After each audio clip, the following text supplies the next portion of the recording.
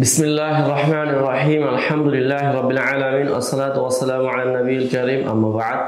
সম্মানিত শ্রোতামণ্ডলী, আজকে আমরা হাদিসুল মুনকাতি উলুমুল হাদিসের গুরুত্বপূর্ণ একটি প্রকার তার অবশিষ্ট আলোচনাগুলো আজকে আমরা সমাপ্ত করব। ইমাম ইবনু সালাহ রাহিমাহুল্লাহ তিনি বলেছেন যে মুনকাতে হাদিস মানে হলো যে সনদের মধ্যে কোনো ধরনের বিচ্ছিন্নতা ঘটে যাওয়া, অর্থাৎ সনদের মধ্যে ইত্তেসাল থাকা, এটা হলো সহিহ হাদিসের শর্ত। তো ইত্তেসালের মধ্যে যখন বিঘ্নতা ঘটাবে, রাবি সাক্ত হয়ে যাবে, তো সেটাকে মূলত ইনকিতা ধরা হবে। তো আজকে আমরা দুইজন মহান ব্যক্তির কথা উল্লেখ করব, যেটা ইমাম ইবনু সালাহ উল্লেখ করেছেন। দুজন ব্যক্তি তিন ধরনের কথা তারা রেফারেন্স দিয়ে থাকে। যেমন হাফেজ ইবনু আব্দুল বার রাহিমাহুল্লাহ থেকে বর্ণিত, তিনি বলেন যে মুনকাতে এবং মুরসাল দুইটার মধ্যে, আমি বিগত ইস্যুও বলেছিলাম যে মুরসাল এবং মুনকাতে মুতাল এগুলো নিয়ে অত্যন্ত জটিল আলোচনা।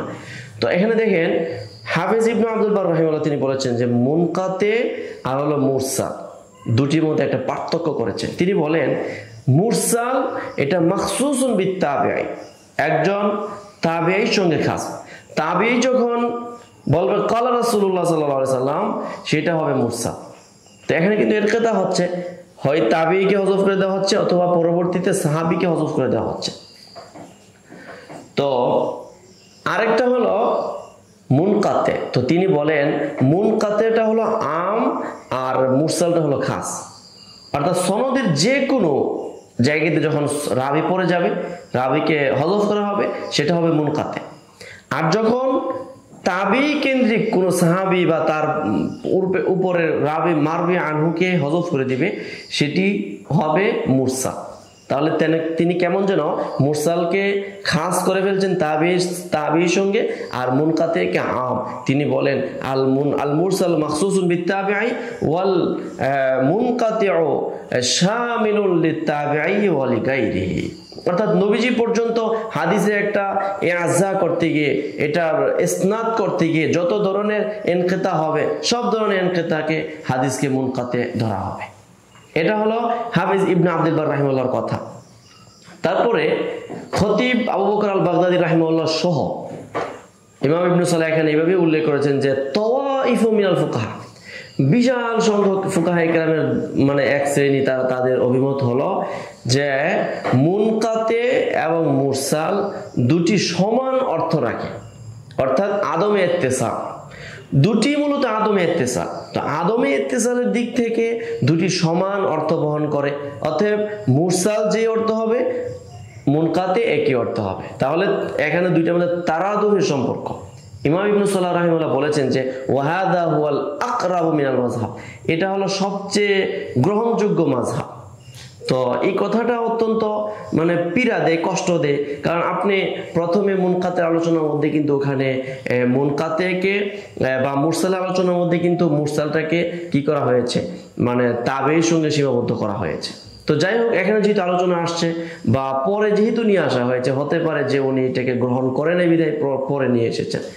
তো ইমাম ইবনে সালাহ বলেন যে এখানে মানে তাওয়াইফু মিনাল ফুকাহা এবং খতিব আবু বকর আল বাগদাদী সহ ওনাদের অভিমত হলো যে ইরসাল এবং ইনকিতা, মুরসাল মুনকাতে এই দুটি সমার্থবোধ, অর্থাৎ যেখানে ইনকিতা পাওয়া যাবে, ইত্তেসালগত ত্রুটি পাওয়া যাবে, সেখানেই হয় তাবি, সেখানেই মুরসাল এবং মুনকাতে হয়ে যাবে। তবে ব্যবধান শুধু এতটুকুই, ইস্তেমালগত। কিভাবে? ওই ইনকিতাটা যখন তাবিঈ কেন্দ্রিক হবে সেটা হচ্ছে মুরসাল, আর যখন ইনকিতাটা একই ইনকিতা অন্য কোনো মান দুনাত তাবিঈ, তাবিঈ নিম্নবর্তী কোনো রাবির মাধ্যমে হয়, তখন সেটা হয়ে যাচ্ছে মুনকাতে। তো এই ছিল মানে দ্বিতীয় কথাটা।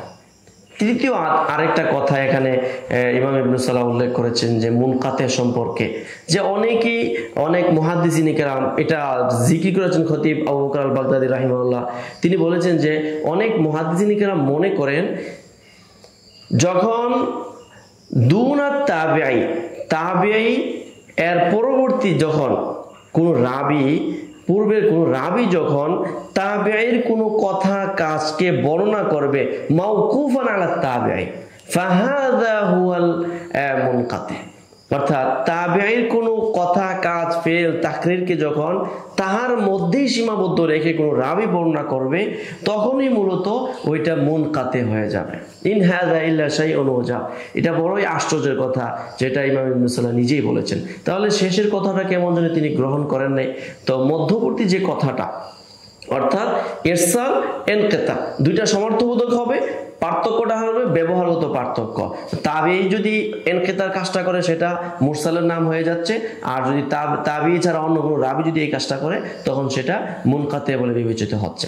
এই ছিল মুনকাতে কেন্দ্রিক আমাদের চূড়ান্ত আলোচনা। পরবর্তীতে থাকছে মুআদাল নিয়ে আলোচনা। তো সঙ্গে থাকুন এবং আমাদের গুরুত্বপূর্ণ আলোচনাগুলো থেকে ইস্তেফাদা করতে থাকুন। আসসালামু আলাইকুম ওয়া রাহমাতুল্লাহ।